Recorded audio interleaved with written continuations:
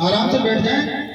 और ये कोई जबरदस्ती की सौदा नहीं है कि आप लोग खड़े हैं, ऐसा लग रहा है जैसे मौका लगता है भाग जाए। आप लोग भी आगे जगह क्यों बैठिए। है भैया, साउंड वाले ने कहा बात ठीक देख लो। इस कार्यक्रम के आयोजन मंडल को मैं बधाई देता हूँ। हाँ हाँ ठीक है। जिन्होंने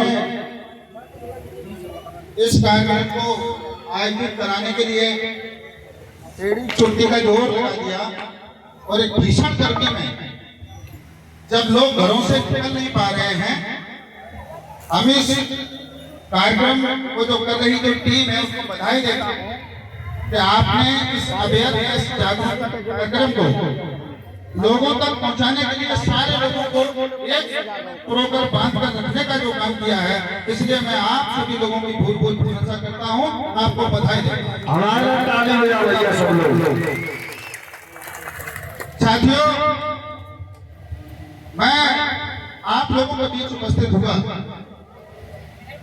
और चूंकि श्रोमणी जी ने एक मेरी तारीफ की, मैं आपको बता दूं कि मेरा काम रिसर्च का है और पीएचडी मेरे इंटर में इसमें 8 लोग कर रहे हैं। बाकी का मैं 22 पीएचडी आज तक कराया हूँ। 2 पीएचडी इसी महीने में मैंने दोनों का काम पूरा किया है। उसमें 17वीं विधानसभा को लेकर के पीएचडी है और दूसरी मध्य भागवत गीता को लेकर के पीएचडी है। उस कार्यक्रम को मैंने इसी महीने में मैंने दोनों पीएचडी पूरी। इसका मतलब मेरे टोटल 2 दर्जन पीएचडी का हो गया।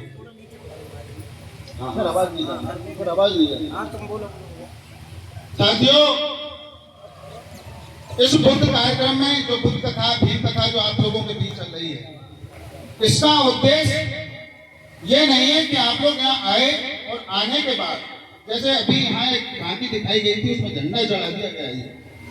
ये कार्यक्रम करके जाएंगे और जाने के बाद जैसे पीठ फेरेंगे तब तक कोई चलाएगा, कोई ये कहेगा गणेश जी ने दूध पी लिया, और उस गणेश जी ने दूध जो पी लिया, सबसे ज्यादा उसका असर अगर कहीं होगा तो वो सबसे ज्यादा महिला वर्ग पर असर होगा। ये भी एकदम से मानने को तैयार हो जाएंगे कि गणेश जी दूध पी।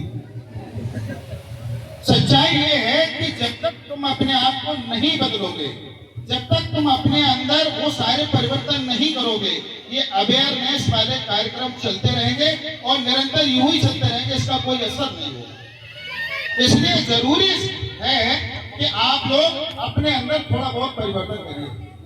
मैं खास तौर से आप लोगों को इस बात के लिए बताना चाहता हूँ, जब भी मैं डॉक्टर B.R. अम्बेडकर साहब की बात करता हूँ तो अम्बेडकर साहब को पढ़ने का मतलब है कि हमें उन विचारकों को भी पढ़ना चाहिए जिन विचारकों को पढ़ने के बाद बाबा साहब भीमराव अम्बेडकर के अंदर परिवर्तन आया। आपके सामने ये मार्क्स लगे हुए हैं, कार्ल मार्क्स। 1848 में जब अगले व्यक्ति ने कम्युनिस्ट मैनिफेस्टो लिखा, तो कम्युनिस्ट मैनिफेस्टो लिखने के बाद अंतरराष्ट्रीय जगत में वो हलचल पैदा हुई कि क्रांति को कोई रोक नहीं पाया और इसका असर सीधा सीधा रूस में जाकर के हुआ और रूस में साम्यवाद स्थापित हुआ।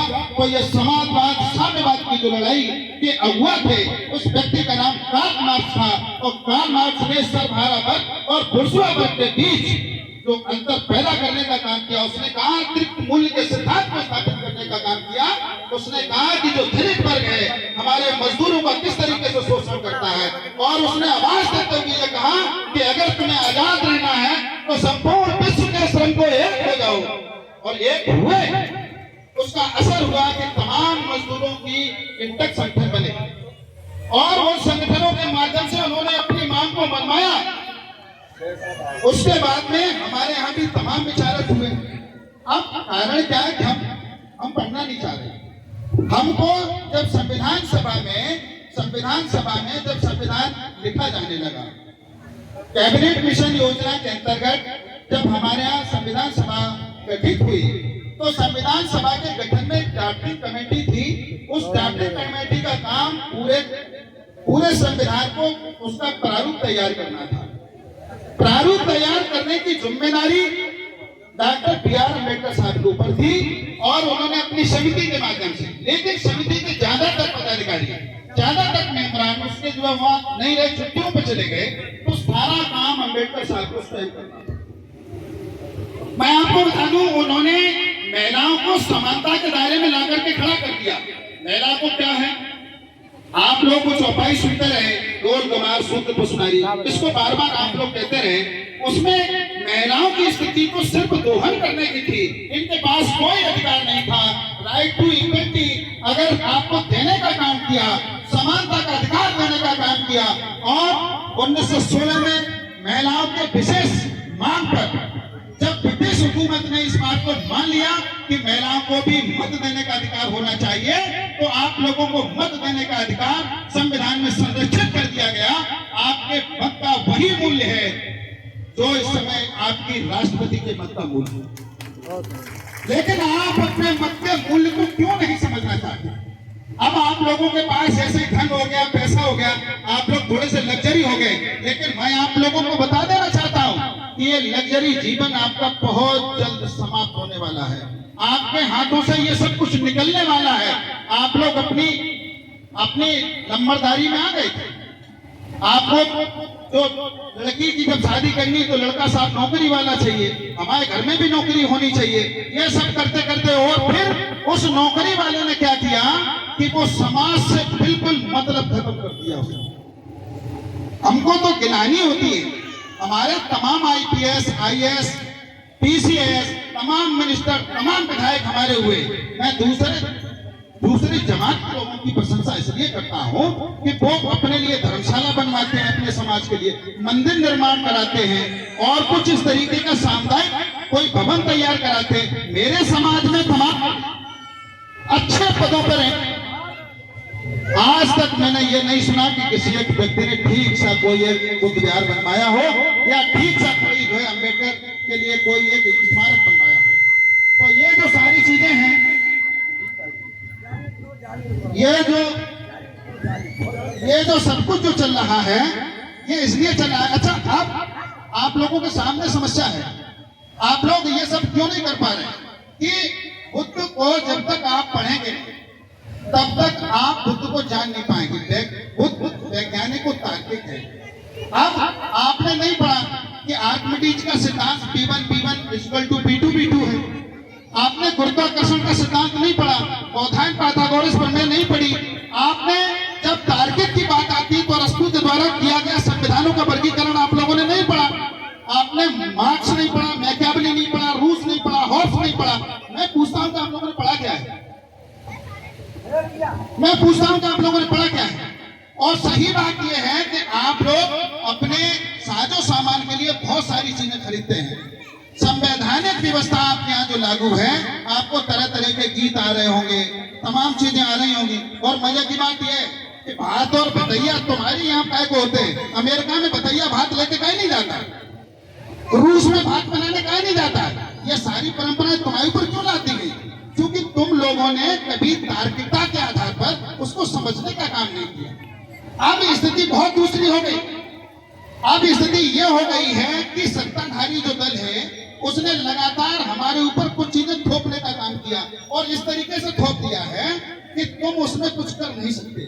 लेकिन इस बात को और समझ लो, जब तक तुम परिवर्तन की तरफ नहीं बढ़ोगे, दूसरा आदमी तो तुम्हारा शोषण करता रहेगा।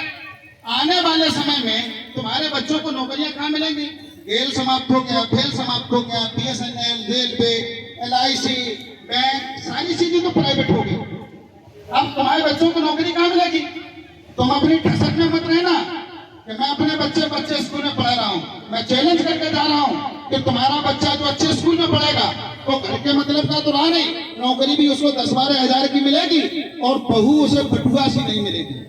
और बहू अगर बटुआ सी मिल भी गई तो उसको फांस लगा के मरना पड़ेगा, क्योंकि उसका खर्चा पूरा नहीं होगा। ये अपने दिमाग से निकाल दें, क्योंकि जब सरकारी नौकरियां नहीं थी, जब सरकारी नौकरियां नहीं है, तो आप ये समझ लीजिए कि आपके वो सारे खर्चे, वो सारे दिमाग में जो आपके में सपने चल रहे थे, वो पूरे नहीं होने। हमेशा परिस्थितियां विकराल रही।